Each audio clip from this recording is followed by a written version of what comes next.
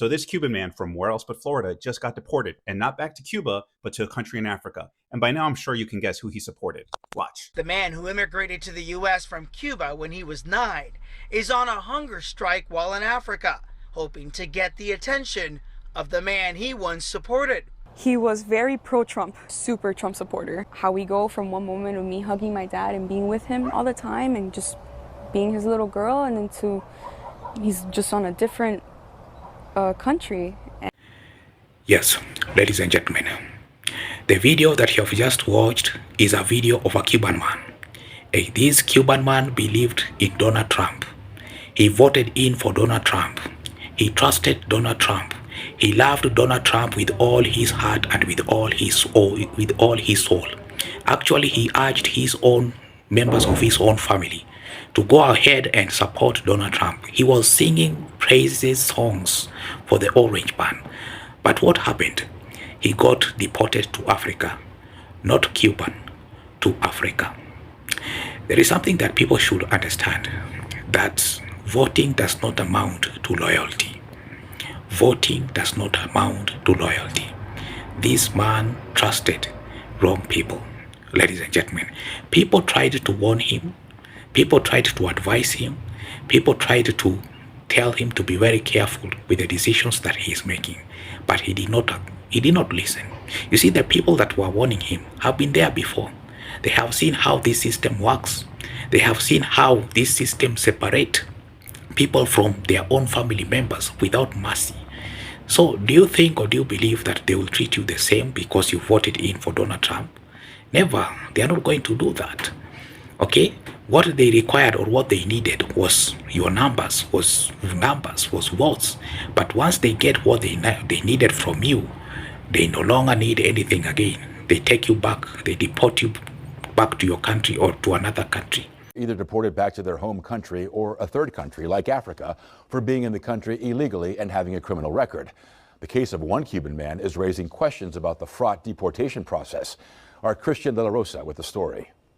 This is me and my dad. Monica Mosqueda felt it was cruel. Her dad was taken by ICE. A couple days before Father's Day. Mosqueda says her father, Roberto, went for an annual check-in with immigration agents back in June and was taken into custody.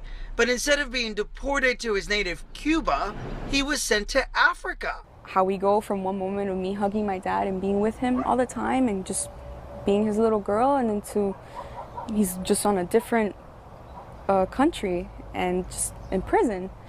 For what? If he did his time years ago, why is he in prison? The 58-year-old is one of at least 5 men sent to a maximum security prison in the Kingdom of Eswatini over the summer, a small country in Africa criticized for alleged human rights abuses. The move, part of the Trump administration's third country deportation program. Critics say it impedes detainees' right to due process. Because of his past, it was really hard for him to get his papers. The Department of Homeland Security highlighted Roberto Mosqueda as the worst of the worst, stressing he was a convicted murderer. His loved ones say, not true. It's kind of messed up that you guys are labeling my father as a murderer. We found Mosqueda has a lengthy criminal record in Miami-Dade, and it shows he was convicted, not for murder, but for attempted murder back in the 80s. His attorney telling Local 10 News he served his time in jail for every single crime and spent years getting his life back on track. He is a plumber. Very, very hardworking. His attorney adding, my client is arbitrarily detained and now his life is on the line. The man who immigrated to the U.S. from Cuba when he was 9 is on a hunger strike while in Africa, hoping to get the attention of the man he once supported. He was very pro-Trump, super Trump supporter. Monica tells me she's very concerned about her dad in this hunger strike. She hasn't heard from him in over a week. His attorney alleges not only is this against international law, she says the crux of the issue here is that you have a man in a prison on no charge, not to mention he's in Africa, so she's been virtually unable to meet with him one-on-one. So that you know that these people are so cold-hearted. This man served his jail term, finished his jail term, but they still went ahead and deported him. They didn't care. that he served his jail term. They didn't even mind to look into his records so that they can see indeed, oh, this man who served his jail term, there's no point of deporting him. They still went ahead and deported him back to Africa without thought. And this is someone who came to United States of America while he was 9 years old, ladies and gentlemen. What was going on into this man's mind when he was voting in for Donald Trump, when he was supporting Donald Trump? What was going on in his mind, ladies and gentlemen? This is someone who served his jail term. He didn't deserve all this cruel. Yes, of course, I live in Africa, but myself, I will freak out if I got deported to a country that I'm not very familiar with, that I do not, that I don't have any links with. I'll freak out. I will feel bad, ladies and gentlemen. This is how they are treating him. Honestly, this is so cruel. This is so bad. Sometimes I want to pity this man. Sometimes I want to sympathize with this man because that is who we are. We are sympathizers. We are not cold-hearted people. We are forgiving people. But again, I remember that this same man hated immigrants so much. And this man thought that by voting someone that will punish immigrants, he was safe. Maybe he thought that Donald Trump will look the other way because he voted in people that he himself did not like. Ladies and gentlemen, he wanted to gain favors with Donald Trump, but clearly he was very wrong. This is someone who does not know or doesn't understand how the system works. This is someone who doesn't know that the place that he is in America. And sometimes there are people in the United States of America who can be so unforgiving and cold-hearted. They don't care. Once they get what they want from you, they will not even think twice to deport you to whatever country they want to deport you in. Okay? This guy never listened to advice from people. This guy never took advice from people seriously. People who have lived in the US for more than 50 years, they know the back end of United States of America. They know the back end information of the United States of America more than any other person in this world. No, I cannot listen to immigrants. Now look at what is happening to you. Donald Trump has shown you where you belong. Well, to be honest, I used to support this guy myself, Donald Trump.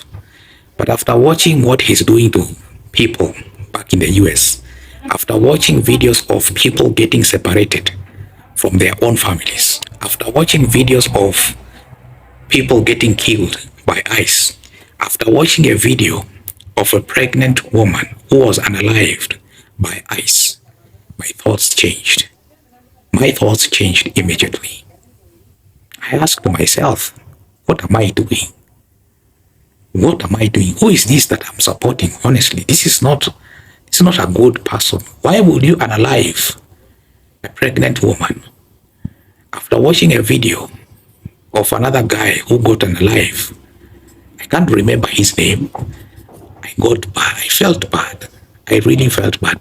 What was the mistake of that pregnant lady that got unalived? I'm trying to imagine. I regret, to be honest, I regret, supporting this guy. I regret supporting this guy. I do not want to support this man ever because this is bad. Anna said, Oh my God, I will vote. I will vote to be deported.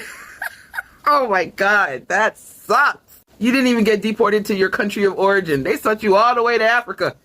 Oh, Jesus. When you get on your knees for white supremacy, the leopards will always eat your face, you see. So maybe next time you'll join the black community in the fight, because ultimately, collectively, we have always been right.